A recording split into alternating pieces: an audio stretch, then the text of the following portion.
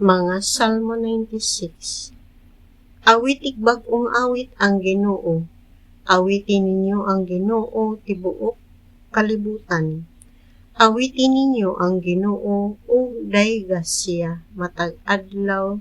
Isangyaw ang maayong balita nga siya ang nagluwas kanato. Ipaila sa kanasuran ang iyang himaya o ang iyang kahibulungang mga buhat ngadto sa tanang katawhan. Gamhanan ang Ginoo ug angayan gayong daygon. Kahadluki siya labaw sa tanang Dios. Ang mga Dios sa ubang mga nasod, mga Diyos lamang. Apan ang Ginoo maoy nagbuhat sa kalangitan. Himaya o kahalangdon naglibot kaniya, gahom o katahom anaa sa iyang templo. Dayga ninyo ang Ginoo kamong tanang katawhan sa kalibutan.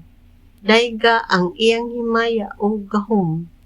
Ihatag sa Ginoo ang dungog nga angay sa iyang ngalan. Pagdala kamog halad ngadto sa iyang templo.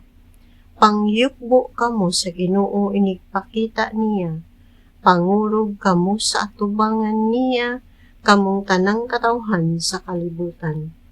Isangyaw ngadto sa tanang kanasuran, hari ang Ginoo.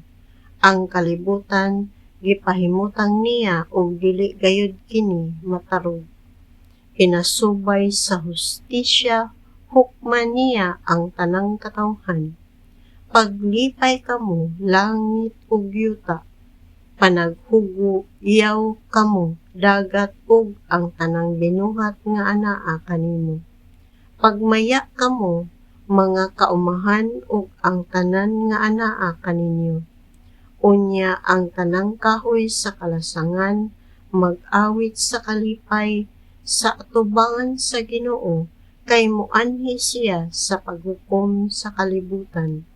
Maghukom siya sa tanang katawhan ug sa tibuok kalibutan subay sa hustisya ug kaangayan.